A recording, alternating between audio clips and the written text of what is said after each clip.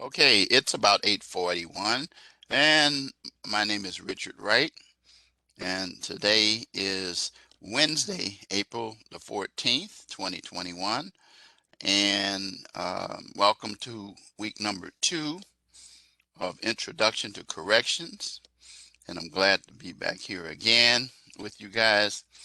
A lot of stuff going on um, in our criminal justice area. Alexi, what state are you in? What state are you in? So you're in the state where all the activity is going on. Yeah, your state is center stage on worldwide news. Thanks to what's it called? Brooklyn Center? Is it called Brooklyn Center? Yeah, I had never heard of it, but I think that's a suburb of Minneapolis that's still in Hennepin County. I get it mixed up with one of our campuses, which is Brooklyn Park, but that's farther away, right? Brooklyn Park. Oh, it's the same place? Oh, really? Oh, wow. Wow, I did not know that. Oh, man. Which campus are you tied to? Are you tied to that one? Oh, Mankato. Oh, okay, yeah. Yeah, my cousin years ago, who lives in Minneapolis, was protective services for Hennepin County, worked there for many years. He's retired. Went to, Mankato State? Yeah, yeah, that's where he went to school there. So I think if you follow football, I think Joe Cap, a former quarterback for the Minnesota Vikings, I think he went there to Mankato as well. Um, and so that's the extent of me hearing about Mankato. But yeah, how far is Mankato from Minneapolis? About how far?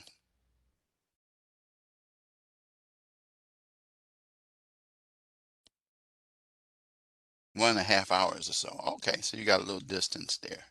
Um, so I presume it's in another county because I know Hennepin is the biggest county in your state, like Cook in Illinois, but you're in a total another county. But at any rate, just an update, as you already know, Dante Wright, who no, he is not one of my relatives to my knowledge. Anyway, I know I have family up there, but their last names are Scott and not Wright. So, to my knowledge, he's not. But I've been finding Wrights that um, have been connected to me. My dad died when I was 7. So if you look at my story that I sent you, that's Adversity Springboard Success, you hear me talking about when I lost him. But he was an only child. So I been doing some research on the rights to connect with them. But at any rate, very interesting case. There's been a lot of Philando Castile, of course, George Floyd, the case that's going on now. Looks like the defense is fighting with a short stick, but we'll see. We'll see how that works. I've been a defense lawyer for many years, and I do know that the objective is to get one juror to be uncertain about what the prosecution is proposing, and then that results in a mistrial or hung jury. Of course, so then they will try him again if that be the case, because that's the prosecution's choice. But that will not be so good because I don't think people are going to take kindly to that one. But dealing with the Potts case, um, she was fired right away. Well, she wasn't fired. She resigned quickly. I know why she did that for legal reasons, but the mayor hasn't accepted the resignation. So you do you live in Mankato too?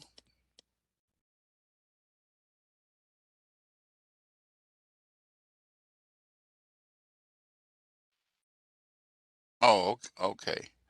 All right.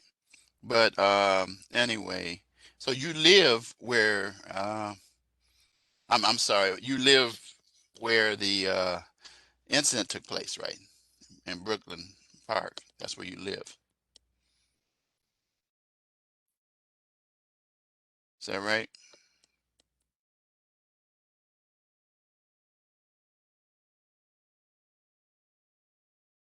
Oh, okay. Okay.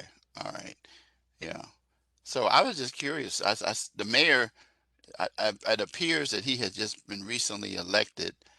Um, Seems like he knows some stuff, but he's very cautious. I don't blame him. If I was in his shoes, I would be cautious as well. The one interesting thing that I found out, and just forgive me, we get to it, but this is important because it's uh, contemporaneous with what we're teaching at the school. By the way, did you get the email that was sent from leadership about this case, that case, and the Floyd case? Yeah. So we're transparent, and we want to make sure that people understand. But it's my job as a criminal justice instructor to uh, to comment about it to my students, and it's based upon professionalism, not politics and all of that stuff. But I look at this from the perspective that she, of course, um, had some problems. She was a trainer and was training someone, and she did a major flub that resulted in the death. So, of course, civilly, there's liability on the part of the municipality and the police department and the officer herself. 26 years, I think, on the force. Um, Something didn't connect. Um, and I do know also, I think I'm right, that the post training up there teaches officers about the proper um, uh, way in terms of utilizing the taser um, as opposed to the gun itself. But everybody's still confused about how um, she took the most convenient route and reached down and grabbed it rather than um, reaching with her left hand or reaching across. The bad part about it is that he didn't have a weapon or any of those things. And guess what else? I found this out recently, and I actually posted on Facebook when I found it, that he didn't even know he had a warrant. And the reason why is because the people who were responsible for sending out the warrant, notice of warrant, and it wasn't a serious offense, to let him know about the Zoom meeting, sent it to the wrong address. So he never had knowledge of it. And so that goes back to the point that as law enforcement officials should make it clear in terms of training the temperament that uh, took place. It's problematic though, and it's really problematic with it being as close as it is to Minneapolis, where the Floyd case.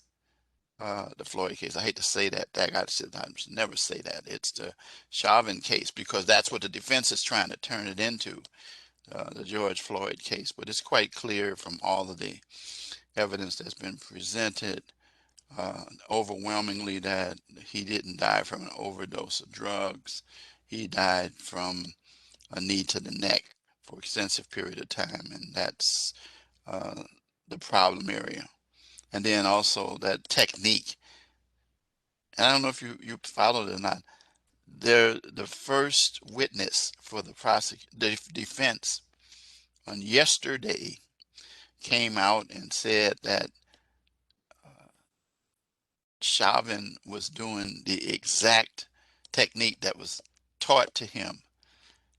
And I could see everybody from the chief on down saying, huh? I could see the mayor, the governor. and everybody, you know, all the commentators that I watch CNN quite a bit, but I like them because not the politics of it. I like their politics, but the point of the matter is, I like the due diligence and fact checks that they constantly do, and they'll even put in check people that they don't think that they would put in check, because that's what a real journalist does. It reminds me of what we had to do as lawyers, and you will do as police officers. So yeah. So what, Alexei, just one last thing. What area of criminal justice are you hoping to go into, or planning? I forget the hoping part. The planning. What area after graduation? Okay. Probation officers. I work with a lot of those. Yeah. Yeah. So you probation uh, is for giving people a chance to give give them a second chance or redirect them. I worked with probation quite a bit as a lawyer in second chance programs, which I'll comment about some point. I might have already commented about it. No, I didn't, because it was week one, but I will be commenting about in the future a program called Probation Challenge. You'll hear me talk about it, that exists in our state. That is a good program. So, okay, let's get to the material. The one thing I do want to remind you guys is it is very, very, very, very, very, and I'll say very, very, very, because that's what that's what's important. And it is very, very, very extremely important for you to utilize the rubric and to utilize the section that is the one for the highest points. And I'll show that to you in a few minutes. As you know, your rubric has 4 columns, and the highest column is the one that you should work on. You should even act like you see the others. And I've only graded a few papers from week one. They're not due until day after tomorrow at 11:59 p.m. and I will certainly have graded them by that time. So you'll all have your grades. There was no discussion post last week, but there is this week. So we'll kind of comment about that. So let's get to some things here. So let's take a look at, first of all, let's take a look at the course calendar. Um, let's go to it. You can get that from here. Um, you know what? I'm going to do a student preview. So this is what you guys would see. So it gives me a chance to put up your view of what you will see. Okay, so at the top, you have the course content, which we're going to skip over. And then you have the little calendar at the top. And you can click on that. And I like the month version of it. Notice, and I think I pointed this out last week, when you see the dots, that tells you these were the assignments that were due last Sunday. That tells you the discussion post for the initial post. That tells you tonight the lecture, and then Saturday for the reply post. And so if we specifically put it in the month, you will see quite clearly that today being the 14th. So you'll see what I just said. This was last week. This is the initial post that was due last night. And by the way, we have a post first. I repeat again, and what post first simply means is that you cannot see a post until such time as you initially put your post in. And the reason why I said I did that is because I wanted students to create their own initial posts. Some students have the temptation to look at other people's posts and then use some of the language. And I had one student to actually use the whole post but change 2 words in it. And I notified that student and threatened them with academic integrity violation. And they apologized and did it again. But that happens. I know people have a lot of things to deal with, but one of the things that you cannot shortcut is use a shortcut. You got to do this right. And that's how I teach you guys. That's how I got as far as I did in my career. So initial post, and then of course the live lecture today, then the reply post for module 2, and then the 18th, the live classroom phrase that I give you, and then quiz. And you know how the quiz works. You can take the quiz how many times before the end of the 18th? How many times? 3 times. Take advantage of that because some students have waited to take it the 19th, and I end up taking points away, but I'm not going to give you 3 chances there because it's already late. But so it's within the period that you should be able to do that. This is the only class that I've taught that had what we call the 3 bites out of the apple rule for the quiz. Remember, you shouldn't be taking notes or anything like that. And then your written assignment, which I'm going to talk about in, excuse me, in just a minute there. And so that will be due on Sunday. All right. And so that's your week. To be honest with you, it's pretty light in these classes, the assignments. So now let's move on down, and you can see how quickly this thing progresses. Let me here. So you can see for the month of May, which is just coming up, you see that the last day of class is the 11th. Okay, and that our last lecture will be the 5th because there is no week 6 lecture. Okay, the unique thing about this course is that there's no discussion post week 1, and then there is no live lecture week 6. So week 5, I usually talk about the items. So anyway, notice the point.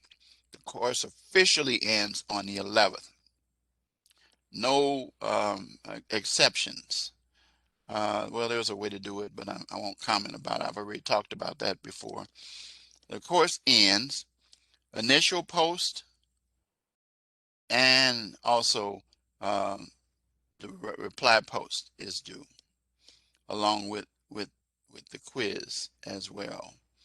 And that's the final time. Again, if you submit it after that, it's not going to count.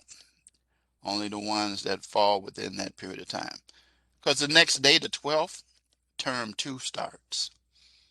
So, so the term is absolutely over. This is not a 6-week course. This is a 5.5, as you can see up here at the left-hand corner, 5.5 weeks. Okay. So we're all clear on the fact that the course ends there. I always have students that tell me, "Oh, I didn't know." I said, "That's because you didn't listen to the lecture, because I always cover that." Okay. So now,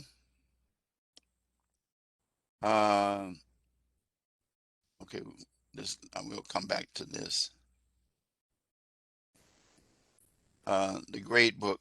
Oh, you know, I'll come back to that. And then, of course, you know how to send me a message, and this is how you see it there. So if you clicked on this, it tells you these, the only messages you see here are the ones that I sent. You don't see other students. There are more messages than this that have been sent, but you will see that the recording for last week was already sent out, of course. But then I also posted as well in the module, you know that. And then this was the adversity springboard to success. And then I reminded you there was no week one. And so I reminded two different ways here about that. Okay. A gander at your grade book. This is what you see when you open it, and you'll see the assignments for each week. So we're dealing um, with this right here, and it tells you what the written assignment is. Correctional systems, we're going to talk about that in detail. Discussion, adult and juvenile correction system, then of course your quiz, and then your live lecture. And then it has the same due dates that I gave you. Notice all the dates except the discussion post for the reply is Saturday, others are Sunday. It tells you automatically that when you get past the due date, and it tells you that if you submitted any, that they would be late. And then it tells you if you want to look at the assignment and how to do it, you come here now, and it tells you the due date. Let's do this. Let's do week 2. So this is another lesson to help people, because there are still people that are still learning and are frustrated with the system. I'm kind of getting to the hang of it. So it tells the due date, which you know already, and it tells you that this is graded with this rubric. And if you take a look and open the rubric, it tells you the characteristics, the issue, proposed solution, spelling, and grammar. So if you go down on that, it tells you you're going to go to mastery. That's why I said, forget looking at these, and I will let you know which one fits for you in the grade book. Now, here's something that you're going to discover. In the old system, and then I go down to each section, and I'll just simply see if, okay, see if you operating here. I'm hoping that I grade almost everybody up here and possibly up here. You get emerging down here, you run into a problem, but we're going to talk about that in details in a minute. Okay, so then I close that up, and then I come to proposed solution, just showing you what you see. You want to always try to operate with this one. Follow the requirements in here. I'm going to talk about the importance of credible sources, and I'm going to say this every week. And then finally, okay, move my mug shot out of there. And if you, there we go. So you want mastery, no typos, spelling, mechanics, and things of that nature. Okay, so that's the assignment rubric. Okay. All right. So let's go back and look at that again. And it tells you unlimited attempts. What that simply means is you can do as many attempts as you want. However, though, it is to get the full points, it needs to be done within that period before the end of the due date there. And then once again, to get 60 points. Now, to actually complete the assessment, then you go here, and it'll open it up over here. Okay. Now, it actually tells you the details of it, right? And it explains to you what the topic is. So, it tells you, reading this part here, and it tells you select one of the special populations in corrections from below. not two, but one. Create an action plan. Select a special population. Provide an overview of the characteristics of the group of the special population. That's part one. And then part two, issues and solution. Um, and make sure that you satisfy the amount of information that is necessary. This one, it doesn't give a page requirement, but it basically helps you out. So pick whichever area. Usually, if it was me, I would pick the area that most I'm attracted to in terms of professionalism. So almost um, all of these would fit within probation, but these are individuals that you have to deal with these kinds of various issues, and then the various groups that you have down here. Okay, so then you would hit submit, which it won't let me because this is a sample. All right. So any questions about the written assignment, correctional systems? Okay, excellent. But please use that rubric. All right, and then of course the quiz. Um, you know, it's you click on the quiz, and then it tells you, you know, to start attempt, and it's a 30 minutes, and the time it'll time out if you don't, and it automatically submits the grade, and it tells you that, I think. Um, but this says past due. This attempt will be submitted late, but that's week one. That's because I'm looking at week one. Okay. Oops, I kicked myself out. I didn't mean to do that. So I got to go back to student view again. Start student preview. The reason I'm doing that is because it protects um, information from other students. Because otherwise I couldn't do it without disclosing stuff, and I don't want to do that. I want your business out there.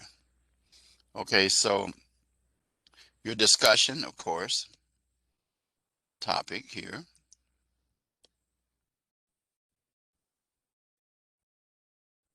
Is adult and correction systems.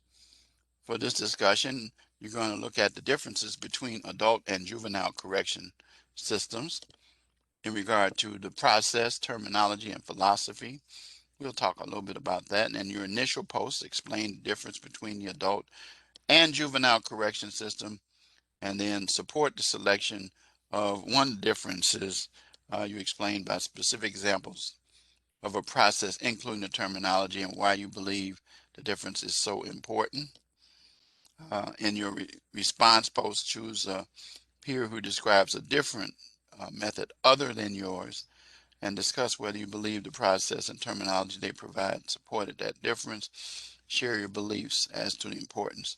Um, and I'll tell you the reason why I read this is because, trust me, there are students who will look at this and they'll read it, but when they hear it read aloud, it kind of causes it to connect more. So it's trying to help. It's trying to help you guys. And then it tells you about, you know, type of response, and you know the response goes in, and then boom, you respond. Okay. So that's just a little stuff. If you know that, that's fine. Trust me, there are students who really don't. And then the quiz, the live lecture, you, of course, you know how to do that. You click on that, and it tells you the date is due, unlimited number of attempts, and the maximum number of points that you can get is 6. And then so you view assessment. So you would click on that. Click on that. And what it does is it tells you in the box in your response, which you don't know yet. And then once you put your answer in here and you'd hit save and close or submit, whichever one. Say, alrighty. So that's the assignments for this week. Any questions about any of the assignments?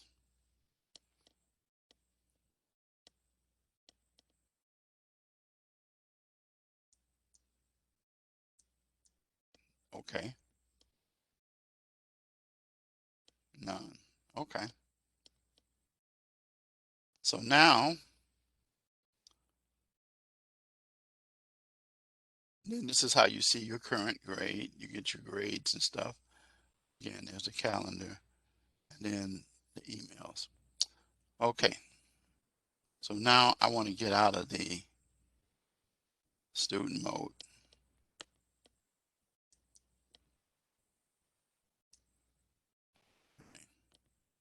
Go back to the course.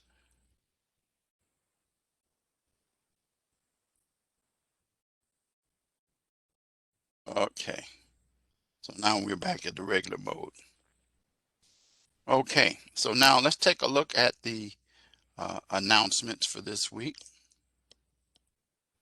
Always tell students, an announcement at the top is usually the most recent one. So week 2,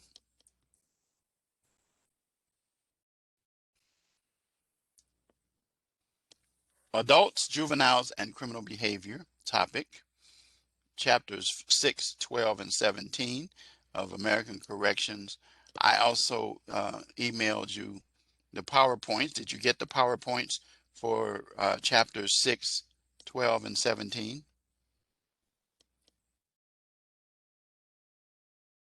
You didn't? I emailed them. I think I did. Give me a minute.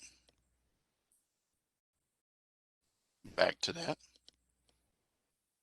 Close this out. Go back to student preview. Okay, I think I sent them. If not, I will send them right away. But I think I did.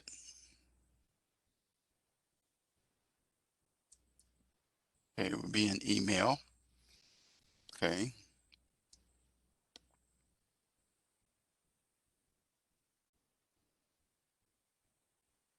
Oh, that is my fault. Okay. I will do that as soon as class is over, so you'll have them. Uh, I think that because, oh yeah, I am supposed to do them Sunday.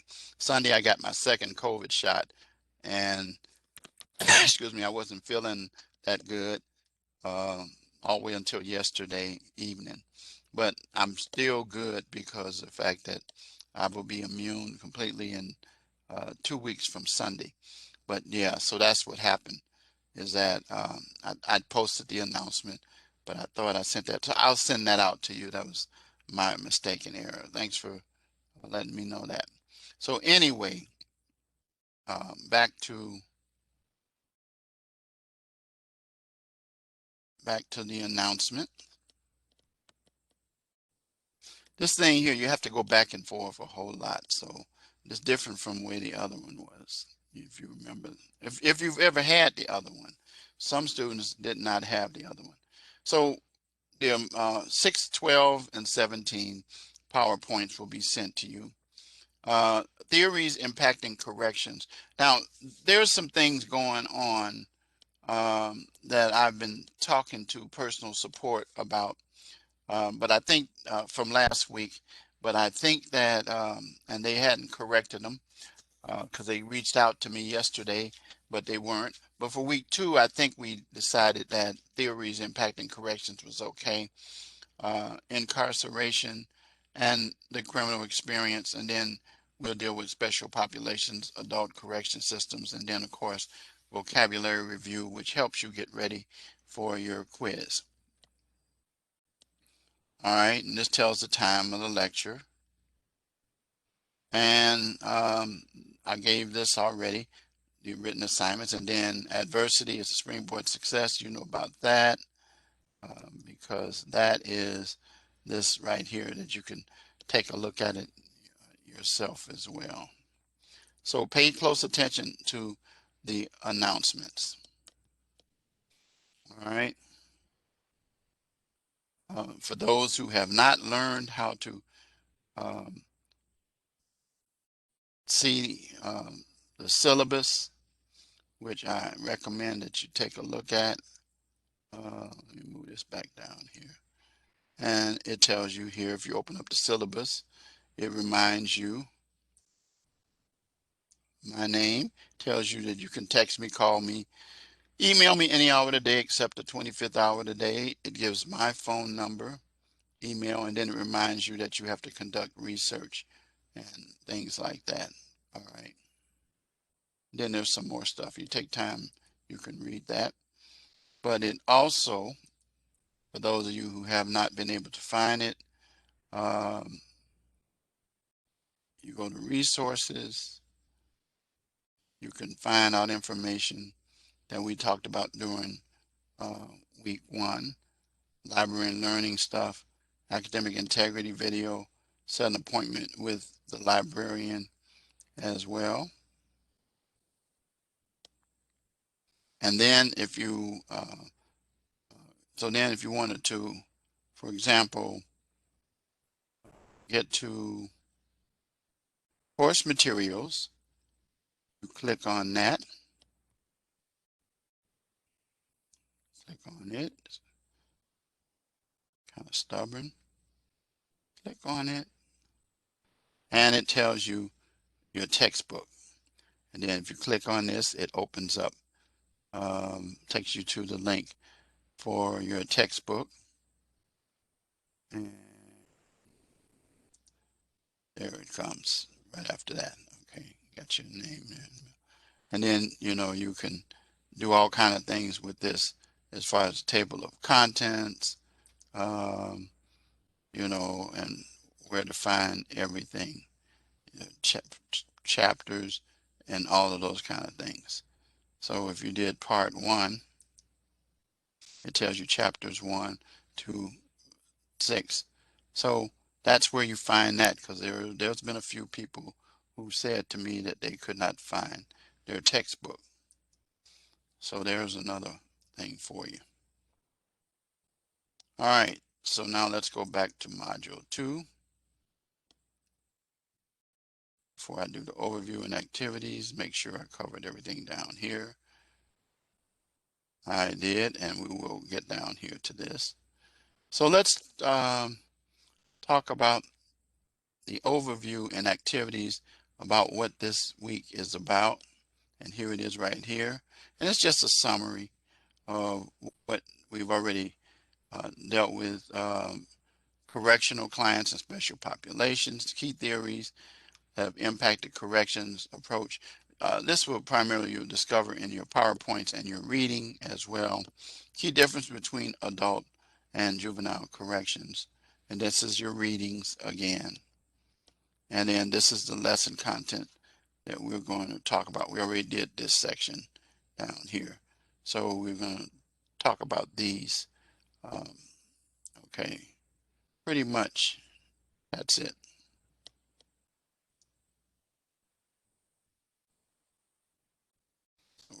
So we skip right down to theories impacting corrections. And here we go.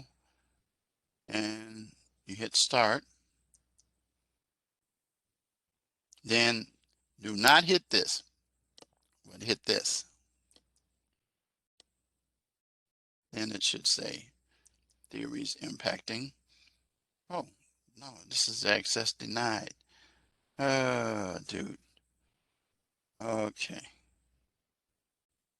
Let's go back again. Well, that means then that I think I told, oh, duh, this is the one that they haven't fixed. So, yeah, okay. It was not week 1. I'm sorry, it was week 2 that the problem existed because a student brought it to my attention and I put in a ticket right away and they called me yesterday. So this was the one. So yeah, thanks for uh, letting me know that. Okay, so then in other words, we won't be able to do this one because they haven't fixed it yet. Because even if you go hit start and you hit availability resources, it's going to just take you to this. And then when you try to click on the link, it's going to not allow you to do it, you know.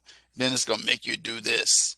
So, which it should not. So they're working on that. So until they fix that, we can't use that one then.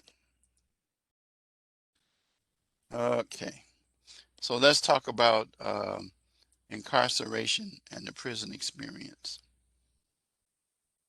Okay, so dealing with incarceration and the prison experience, um, you will discover quite clearly that there is an overlap between the custodial model, the integration model, and the rehabilitation model.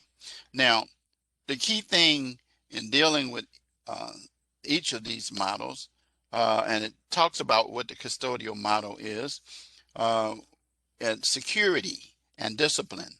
That's a part of it. And then the reintegration emphasizes maintenance of the ties to family to get you ready to be able to go back into. This is a role pretty much where you have parole officers to deal with when a person's been incarcerated. And the goal is to um, provide the treatment that's necessary, i.e. drugs, alcohol, lack of education, vocation, um, and things like that to help the student, help the inmate once they're released from prison to go in a new direction. Now, I'll introduce you to my clock thing. And here's how I explain it to help students understand this whole concept. As you know, the clock at the top has 12, at the bottom it has 6, on the left it has 9, on the right it has 3. And those are 15-minute increments. And 15 times 4 is 60 minutes. That's an hour. But here's how I teach my students. A person who gets into trouble starts at 12 o'clock. So what you want to do is get them to 6 o'clock. So when you begin to work to 3, the reason why 3 is not ideal is because with 3, you can see where you need to go, which is 6, and you see where you came from, which is 12. Okay, so we keep working to prepare that individual with rehabilitation to get them down to 6. 6 is halfway, half that hour. But here's the point at 6. At 6, you can no longer see where you started from, and it's blinded to you. And then what you want to do is stay on 6 and keep moving and growing on 6. If you go to 7 and head to 9, you're heading back to where you came from, and you're going to end up at 12. So that's why we tell people to do a 180 rather than 360. Does that kind of help you with understanding? We want individuals to do 180s, and I call it Dr. Wright's clock, and that's how I teach corrections quite seriously, because I'm a big fan of the rehabilitation model. Excuse me. And more and more correction officers are required to begin to look at the rehabilitation mode. Certainly preparing the individuals to go back into the community, but the change takes place with the rehabilitation aspects of it so that when they reintegrate, they won't end up back in the custodial mode. Does all that make sense?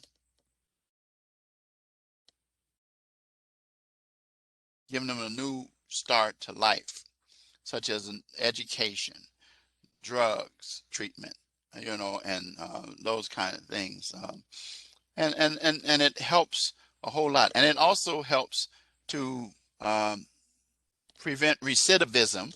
As you should know, recidivism is basically repeating the crime. I can tell you during my career as a lawyer from 78 till the time I retired in 2000, I represented individuals who've been in multiple times for different crimes. So they never reached this rehabilitation stage. And so they weren't really reintegrated. So they came back to custodial. And you know what happened is that the generations of individuals who stayed in that produced other individuals. So I represented fathers, grandfathers, I'm sorry, I started out with the fathers and then their sons, and then even some of their sons. So other family members. So it became a way of life, but that we want to fix that. We don't want to lock them up and throw away the key. And so I don't go over all of this because I just pretty much covered it by this. But the key thing that we don't want to do is lock up people and throw away the key. Now, there are different classifications of prisons. Maximum, that's where people are real bad people. They commit violent offenses and they end up, they're exposed to the old prisons that we call them, with the high walls, the barbed wire, the towers where the guards are with the guns, and it also restricts their movement uh, to because there's a lot of violence and drugs even that are in prison. Then you have the less rigid restrictions for medium security prisons where these things are relaxed. And then the minimum where actually it's almost like if you have okay, you got some dogs. So if you had an invisible fence and the dogs won't go beyond that, even though if they were to go beyond it, they could get out, but it won't allow them. Well, it's a more of a trust factor. And then also these individuals are oftentimes able to um, get weekend passes, and then there's more visitation allowed and those kind of things. And so it tells you here in detail what I just said about minimum, maximum, and medium prisons. Okay. And so the key thing is that prison provides services to individuals, and the key thing that we want to do is not encourage people to return, but discourage them by what the things I got through talking about. Now, there are some problems that come about because when you have the recidivism and repeat, you have overcrowdedness as one of the major issues. You have also individuals who are subjected to rape um, in prisons as well. And so these are 5 factors that contribute to those things. The inadequate supervision, because you don't have enough correction officers to cover the area. Quarters are closed. People, when they're housed in small areas, not so good. Their housing of offenders you have to deal with, and then there's weapons that they have access to. They make things called shanks, which is a homemade knife and those kinds of things, and they have access to drugs, and then the design of the prison. These are 5 factors that deal with problems and uh, result in the violence. each of these described more in detail down here. Okay. So with evidence from research, the correction system, it says, at the state and federal level can target specific violent factors and tailor corrective actions. Again, starting with the type of facility they're in, from maximum to minimum, and to recognize that the risk factors that are involved, the five that I just provided a few minutes ago, are present. And also, we are learning that individuals that are involved here are more educated than before.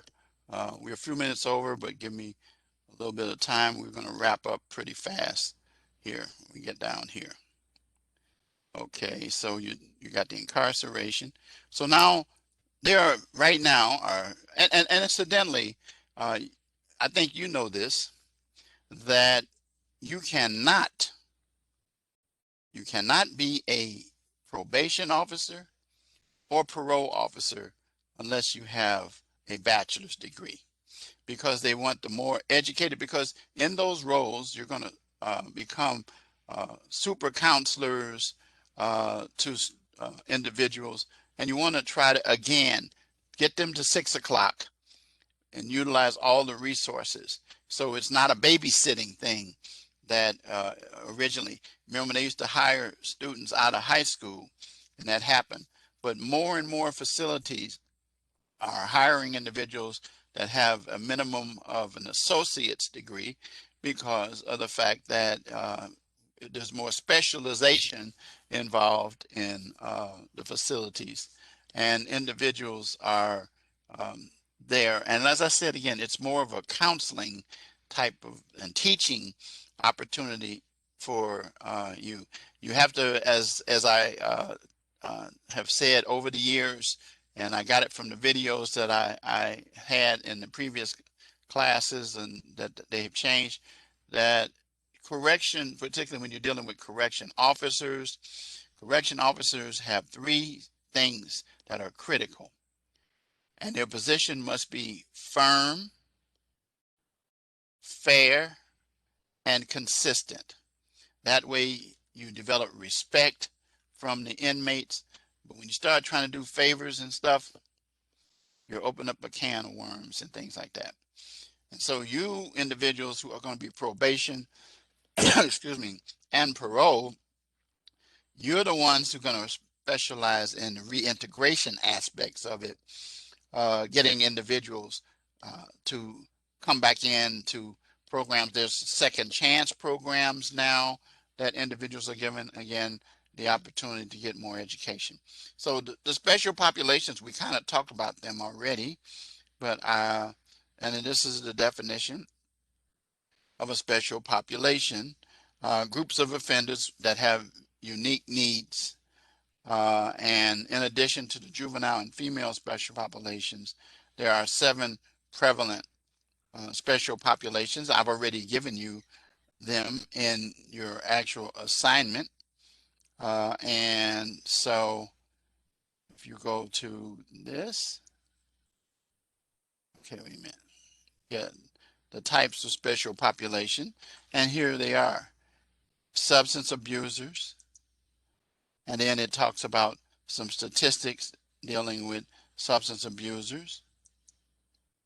Drug court is something that I dealt with quite a bit as an attorney when I represented individuals, so that we recognize that when a person has a drug problem, you can lock them up 20 years. If you don't deal with the issue, they're going to come back out, and they'll probably be worse than before. I always tell people that if you want to get a degree in criminology, you can go to prison and you get a doctorate, and not the kind of thing that's positive, but you will learn how to be a criminal for sure, from individuals who are in there that have been there long periods of time. And that's why it's bad when individuals are incarcerated and wrongfully convicted and then released, and why they get into trouble, because their adaptation of their lifestyle while they're in there caused them to have to reach those stages.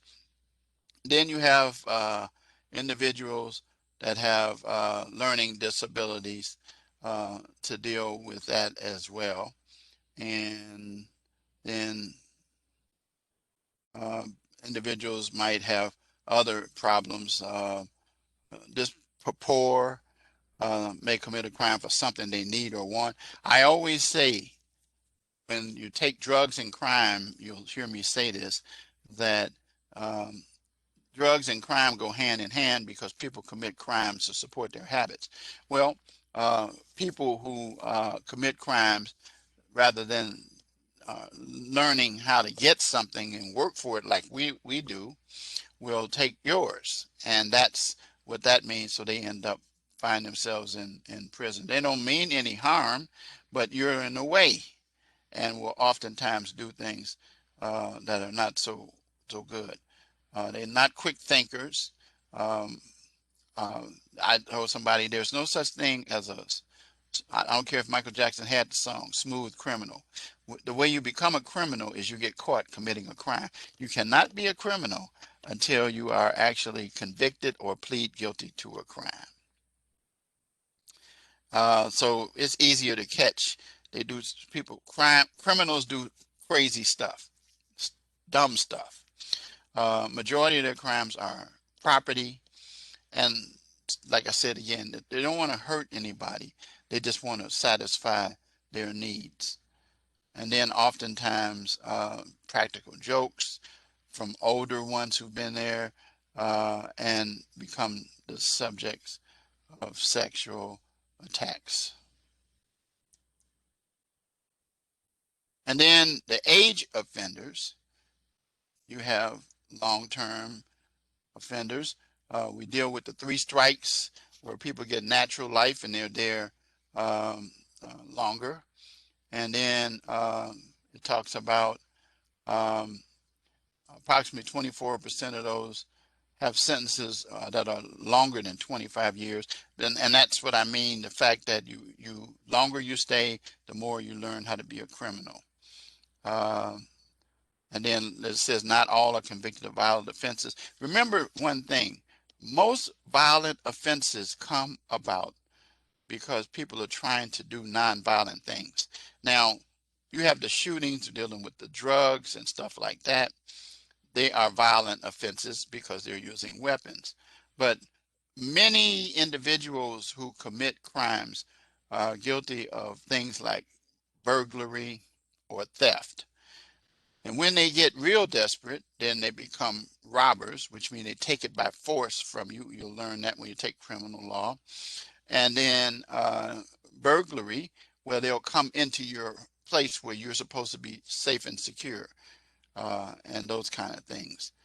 And so lure long-term commitments more easily lose their tempers and feel angry and spend more time contemplating revenge. So they figure out ways to do it.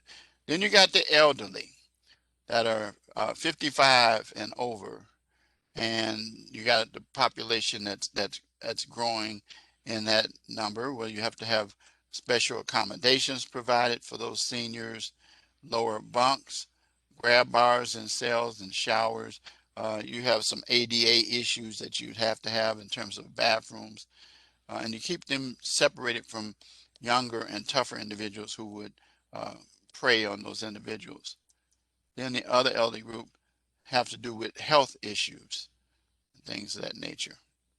Okay. And then general offenders who have, I'm not going to open up each of these, but HIV, well, I'll open it up. HIV and AIDS, um, military veterans who come back. It's sad that this happens, that you go and serve your country and then you end up becoming a prisoner. Um, I just recently saw, and you probably saw this, a young man who was stopped by the police because they thought his sticker had expired, but it hadn't. And he was a lieutenant in the military, and they pepper sprayed him. And so what I'm saying is that the military vets, we should take care of them. I wasn't one, and the only reason I wasn't one was not because I didn't want to, because my dad was killed when I was 7, and I had nothing but female sisters, daughters, and finally my boys came much later, so they wouldn't take me. Closest I was in was the ROTC. Then there's some military mental illnesses that take place. PTSD. PTSD. You know about that? Post-traumatic stress syndrome. Yeah, and these people, there are people who go in and if they hear a loud pop, they'll do this. They'll assume the position like they were in the war or an area. So, and then the substance abuse issue, and then finally the sex offenders. These are people who have no place, and they're on a list, and they're like almost like invisible people, have to register. It just even for minor sex offenses, you have that so as well. I think we're just about, yeah. Okay, so we covered all of that. All right, we're almost done, a little over, but hold on, because we talked about some things. So now I want to talk about the differences between adult and juvenile facilities, if the system allows me, which it should. Bam. And there's some things that I want to just bring to your attention, is that juveniles are treated differently for 2 reasons. The main goal in juvenile court is to rehabilitate the individual. Now that ought to be in both of them, but we want to try to tenderize those kids, get them to 6 o'clock, and they're impressed by others.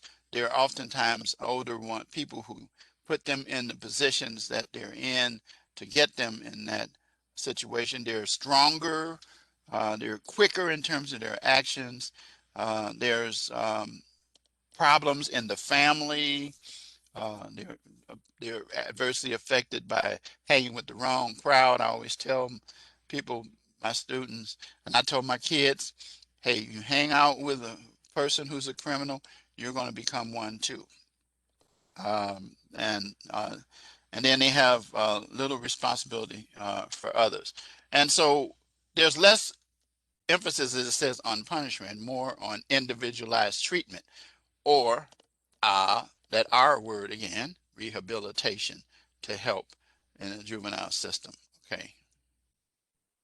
So now let's talk about the, and one other thing that you should know and be aware of. In the juvenile system, you are not placed under arrest, and you are not indicted, but you become with a petition, and that the process starts out with those things. You are not convicted, you are adjudicated. And then also one other thing is that the key thing is that when you get to a certain age, your record is sealed. Those are a few of the things. But when you do your reading, you'll see more in details. And so the adult system uh, kind of holds on to that punishment is important. But I already said that we're trying to recognize with the more professional individuals that it is, as I say, it is cheaper to educate than to incarcerate, and to give people an opportunity to get a trade or an education. So the juvenile system doesn't value punishment, but places significance on, as I already said, rehabilitation and change through support. You have mentors, treatment, and services. And that is actually kind of integrating into the adult system as well. So we're moving away from the old lock up the key and throw it away thing. Okay. Any questions about the adult juvenile correction systems differences? Because if you become a probation officer, when you deal with juveniles, you deal with them more in line with the family. In the adult, you deal more with the individual, also with the family, but with the community more, and with the educational career type things. So, all right. So the last thing that I want to do before I let you go, and this is to help you, is introduce you to the vocabulary review, because this will help you with your quiz. Um, and it tells you, you begin, and I'm not going to go over a lot of these, but I'm just show you how you do it. And so here we go. And you go through each of these, and you may not know as many of these now because you might not have gone over the material yet. But what we target to match interventions to individuals' criminogenic needs, those most highly correlated with recidivism. Which principle would you say is most highly correlated with recidivism?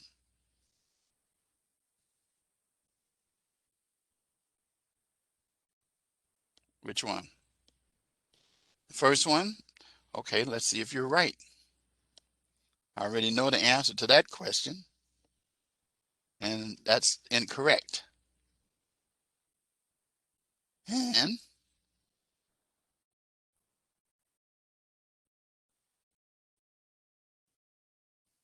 that's incorrect. That could trick you. So it's actually the risk. Oh, this is another one. Next question. So you keep moving these questions, they all start to look alike after a while. But anyway, the point of the matter is that um, that first one, if you go back, which I want to just go back just for a second and show you something. And the way you do it is you study these, you get them wrong, it's okay, and then you correct it. So you said this one. So let's see if this is it. That's it. You deal with the needs, remember? Okay, and then you go to the next one. So anyway, you go through all of those, and they help you to get ready. So it's a good study tool for you, and don't neglect it, because your grades will will go up. Okay, any questions?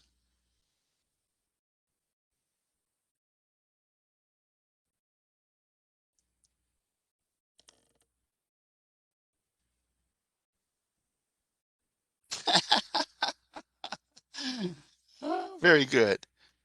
Any suggestions? Take a shot at it.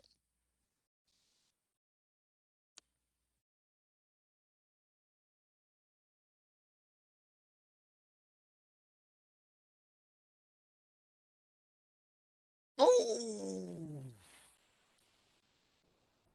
you're good. Survey says number one. Yep, that's it. You'll hear me talk about that all the time. Excellent, excellent. That means you listen. And this is only your second week with me. Have you had any classes with me before? Okay. Oh, if you talk to any students who have me, say, oh, Professor Wright loves rehabilitation. Awesome. That is the word, rehabilitation.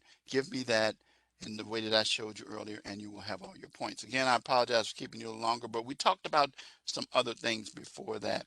And so I felt the need to contextually remind you that this is not just a classroom for learning the material, but it's also a place where you um, um, put in the perspective of what's happening around you. We don't operate in a vacuum.